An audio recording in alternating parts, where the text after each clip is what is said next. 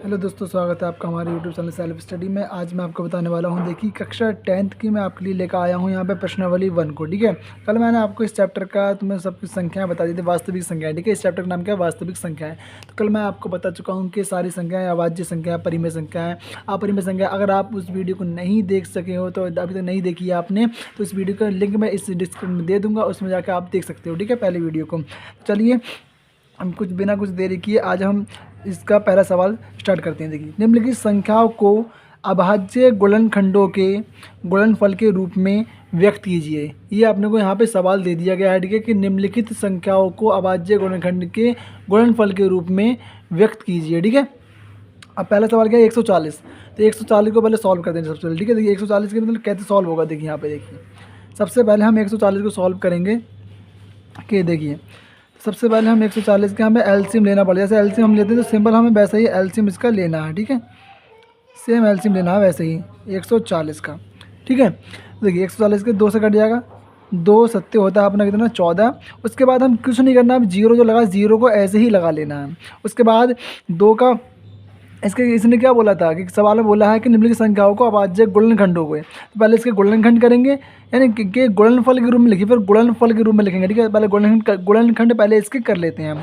तो पहले देखिए गुणनखंड इसका ऐसे होता है। ठीक है, सबसे पहले हम इसको 2 से काटेंगे। अब देखिए 2 तियाँ 6, बचेगा 1, हो जाएगा 10, 2 पंजे 10। ठीक है, ये कट गया। उसके बाद अब 35 देखिए 2 से नहीं कटेगा। ठीक है, 3 से भी नहीं कटेगा, 4 से नहीं, 5 से कटेगा। ठीक है, 5 से काटेंगे इसको हम। 5 सत्ते 35, 7 बार में चला गया।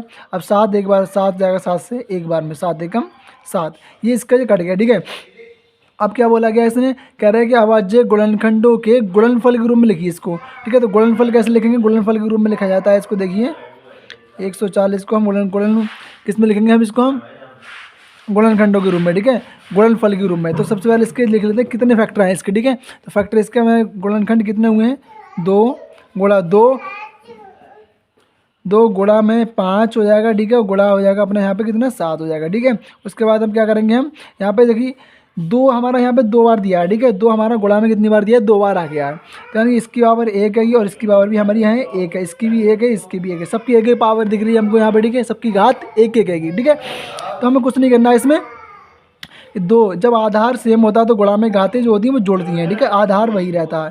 तो यानी कि 2 की घात कितनी होगी यहाँ पे? 2, और गुणा में यहाँ पे 5 की पावर 1 और 7 की पावर 1। ये आपका इसका आंसर हो गया। ठीक है, इसने यही बोला था। ऊपर क्या बोला है इसमें देखिए कि अभाज्य संख्याओं की, ठीक है, अभाज्य गुणनखंडों की, निम्नलिखित संख्याओं को अभाज्य गुणनखंडों के गुणनफल के रूप में लिखिए। तो गुणनफल के रूप में हम इसको लिख चुके हैं। देखिए गुणनफल के रूप में हमने इसको लिख लिया है। ठीक है, अब चलिए नेक्स्ट क्वेश्चन की ओर चलते हैं। नेक्स्ट क्वेश्चन भी हमारा देखिए ऐसे ही होने वाला है, बिल्कुल सेम है। ठीक है, 156। तो 156 को हमें पहले इसके फैक्टर कर लेने हैं। ठीक है, 156 के पहले हमें फैक्टर कर लेने हैं। ठीक है, तो 156 पर हमें लिखना 156, 2 से काटते हैं इसे। 2 सत्ते होता है 14, 2 सत्ते 14, बचेगा 1, 16 हो जाएगा, 2 अट्ठे 16। ठीक है, कट गया ये भी। उसके बाद 2 तियाँ 6, 1 बचा 18, 2 निम 18। देखिए अब 3 आ रहा है 9, तो 3 से कट जाएगा ये। 3 एकम 3 और 3 तियाँ 9 और 13 एकम 13, ये भी कट गया। ठीक है, उसके बाद इसको भी हम लिखते हैं किसके रूप में? गुणनफल के रूप में इसको लिख व्यक्त करेंगे। ठीक है, देखिए अब तो 2 गुणा 2 गुणा 3 और गुणा में 13। ठीक है, अब देखिए इसकी पावर भी 1, इसकी भी 1, इसकी भी 1 और इसकी भी 1, सबकी घात 1 दे रखी है अपनों को। लेकिन यहाँ पे 2 बार जो है वो 2 बार आया गुणा में। तो जब आधार सेम होता है तो गुणा में घातें जुड़ती हैं। तो यहाँ पे 2 हो जाएंगी, 1 और 1 कितनी हो जाएंगी? 2। तो गुणा में 3 की पावर 1 गुणा में 13 की पावर 1, ये आपका इसका आंसर हो गया। ठीक है, चलिए नेक्स्ट क्वेश्चन की ओर बढ़ते हैं। इसका जरा नेक्स्ट क्वेश्चन क्या है आपने देखिए, इसमें नेक्स्ट क्वेश्चन हम लोग को दे रखा है यहाँ पे कि सबसे पहले यहाँ पे 38 और 25 यानी कि 3825, इसको अगर सॉल्व करना लेगी तो सबसे पहले इसको सॉल्व करेंगे किस तरीके से देखिए। इसके पहले हम इसका फैक्टर कर लेते हैं, गुणनखंड करते हैं इसके। ठीक है, तो गुणनखंड सबसे पहले जब होगा इसका, तो देखिए सबसे पहले इसको देखना है कि किससे कटेगा ये। ठीक है, लास्ट में 5 आ रहा है तो ये 5 से कटेगा, 2 से 3 से 4 से किसी से नहीं कटेगा। जब लास्ट में 5 आता है तो 5 से कटता है वो नंबर। ठीक है, तो इसको 5 से काट लेते हैं।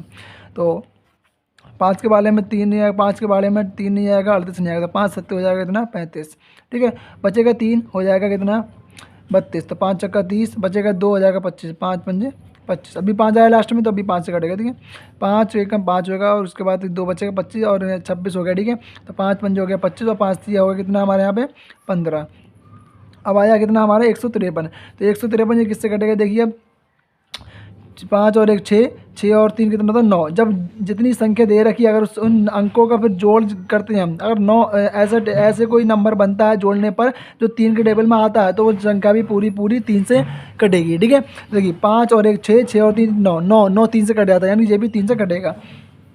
देखिए अब तो 3 से कैसे कटेगा देखिए, सबसे पहले इसको हम काटेंगे तो 3 से कटेगा, 3 पंजे होगा हमारा कितना 15 और 3 एकम 3, ठीक है। उसके बाद हमारा बचा है 51, ये भी 3 से भी कट जाएगा, ठीक है।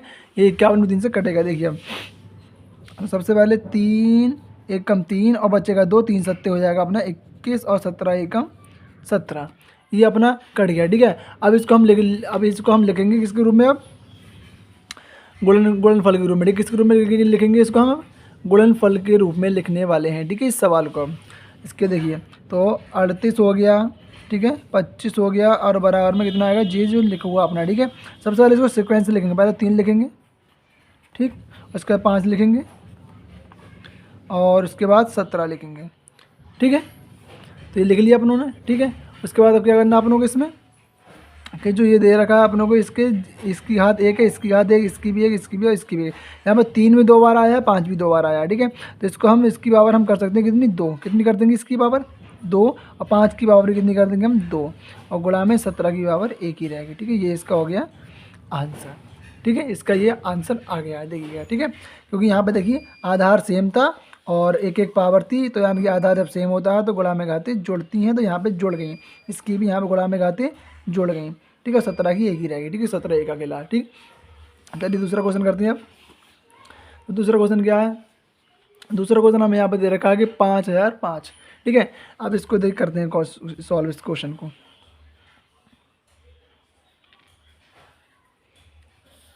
तो 5005 को हमने लिख लिया। अभी किससे कटेगा 5 से कटेगा, ठीक है, लास्ट में 5 आ रहा है तो 5 से कट जाएगा, 5 एकम 5 और डबल 0 और 5 एकम 5, ठीक है, हो गए। उसके बाद अब ये कैसे कटेगा ये देखना है, ठीक है। तो देखिए अपनों ने इतना सवाल कर लिया, ठीक है। अब इसके बाद देखिए किससे कटेगा, देखिए 7 से कट जाएगा आराम से, ठीक है। 7 से इसको काटते हैं देखिए, तो 7 एकम 7 करना होगा, ठीक है अपने को।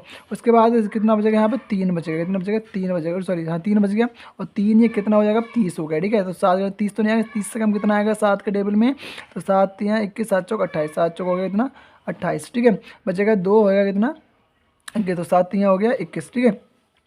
अब देखिए अब ये किससे कटेगा, तो 143 जो कटेगा, अब ये कट जाएगा 11 से, किससे कटेगा अब ये 11 से, 11 एकम 11 होता है, ठीक है। और इसके बाद बचेगा कितना 3 बचेगा, 11 3 होता है 33, यानी 13 आ गया, 13 एकम 13, ये हो गया क्वेश्चन, ठीक है। उसके बाद हम इसको अब लिखेंगे किसके रूप में लिखेंगे, इसको अब गुणनफल के रूप में लिखने वाले हैं, ठीक है। देखिए गुणनफल के रूप में कैसे लिखेंगे इसको, तो 5005 को लिख लिया। उसके बाद ये जो इसके गुणनखंड आए हैं ना इसको पहले लिख लेंगे अब, ठीक है। तो गुणनखंडों को लिखना आप लोगों को, ठीक।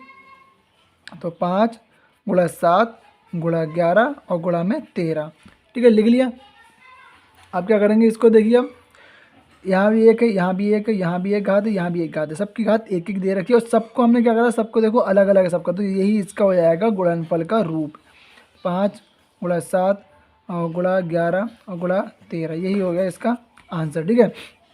चलिए अब नेक्स्ट क्वेश्चन की ओर बढ़ते हैं, जो इसका लास्ट क्वेश्चन है आज का, ठीक है। इस वीडियो का लास्ट क्वेश्चन बचा है हमारे पास। देखिए तो लास्ट क्वेश्चन क्या है कि 7 4 2 9, ठीक है, इसको अब करते हैं, ठीक है। तो सबसे पहले इस क्वेश्चन को करने के लिए क्या करेंगे देखिए, हम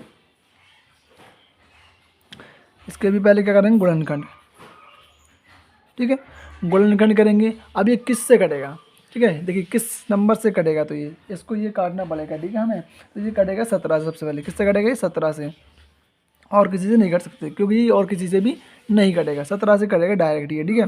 तो 17 एकम 17, 17 3 24, 17 3 51, 17 चौके 48, 17 चौके 68, ठीक है। बचेगा कितना यहाँ पे 6, तो हो गया कितना 62, 17 चौके 68, 17 3 51, 17 3 हो गया कितना 51, ठीक है। 62 में से हम लोग को कितना घटाना है 51, 62 में से 51 घटाना है, ठीक है। तो एक बचेगा, यहाँ पे बचेगा 11, कितना बच गया 11, और यहाँ पे कितना बच गया जी 9 बचा हुआ है, ठीक है। 9 यानी 11 में हम 9 लगा ली, कितना हो गया 119 हो गया, ठीक है। कितना आ गया हमारा 119, तो 119 आता है 17 टेबल में कितनी बार में आता है 119, 17 सत्ते 1 शून्य 7 बार में ये आता आपने, ठीक है। उसके बाद ये कटेगा अपना 19 से, किससे कटेगा अभी ये 19 से, 19 दूनी होता है कितना 38, ठीक है। उसका बचा कितना 5, 57, 19 3 57 होता है, ठीक है। उसका ये कटेगा 23 से, 23 से कम 23, यानी कि आपने आराम से सवाल ये हो चुका है, ठीक है। देखिए अब तो इस सवाल का हम लिखने वाले हैं गुणनफल रूप। तो गुणनफल रूप इसका लिखेंगे तो 4 2 9, ठीक है। 17 गुणा 19 गुणा में है 23, ठीक है। तो यही इसका गुणनफल का रूप है, क्योंकि सबके हाथ एक है, आधार भी सबका अलग अलग है। तो ये इसका रहेगा क्या, गुणनफल का रूप इसका, ठीक है। इसका आंसर हो गया, ठीक है। आई होप कि आपको ये वीडियो अच्छी लगी होगी। ये वीडियो अच्छी लगी तो हमें लाइक एंड सब्सक्राइब जरूर करें।